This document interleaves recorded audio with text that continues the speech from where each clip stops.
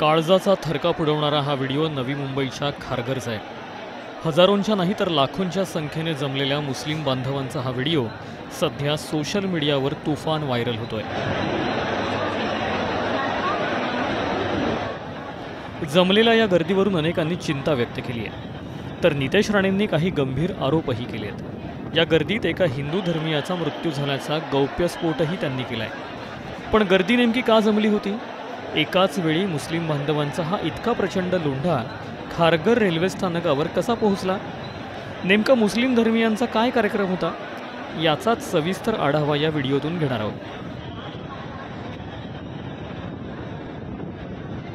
हिंदुओं को target KIA गया, एक हिंदू युवक की डेथ भी हो चुकी है। खारघर रेल्वे स्थानकावरचा हा व्हिडिओ सोशल मीडियावर तुफान व्हायरल झालाय। माणसांची चेंगराचेंगरी सदृश्य परिस्थिती खारघरमध्ये पाहायला मिळाली। लोकल आणि गर्दी हे समीकरण मुंबईकरांना नवीन नाहीये, पण अचानक उसळलेल्या या गर्दीने अनेकांचं लक्ष वेधून घेतलं। ही गर्दी का जमली असे प्रश्नही यावरून विचारले गेले आहेत। खारघरमध्ये तबलिगी समुदायाच्या इस्तेमाचं आयोजन करण्यात आलं होतं। याच इस्तेमानिमित्त खारघरमध्ये राज्यभरातील तब्बल 8 ते 9 लाख मुस्लिम बांधव जमल्याचं सांगण्यात येत आहे। आता इस्तेमा म्हणजे काय ते आधी समजून घेऊया। इस्तेमा हा अरबी शब्द आहे। इस्तेमा म्हणजे मुस्लिम बांधवांचा धार्मिक मेळावा किंवा सार्वजनिक मेळावा।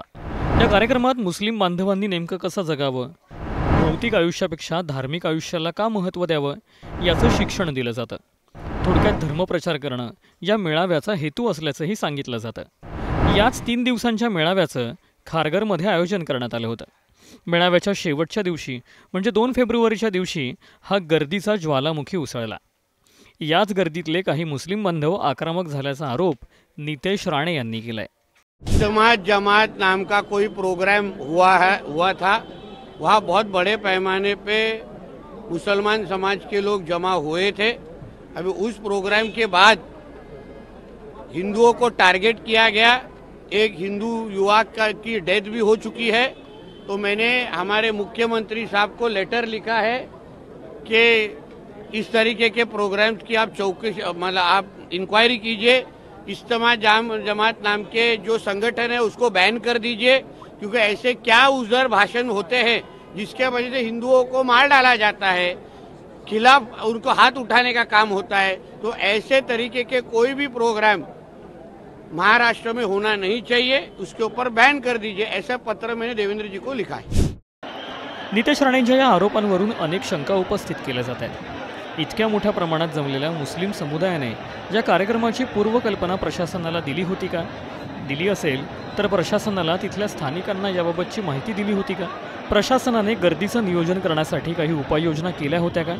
असे अनेक प्रश्न आता यावरून विचारले जात आहेत। या व्हायरल होणाऱ्या व्हिडिओजबाबत तुम्हाला नेमकं काय वाटतं? कमेंट करून नक्की सांगा।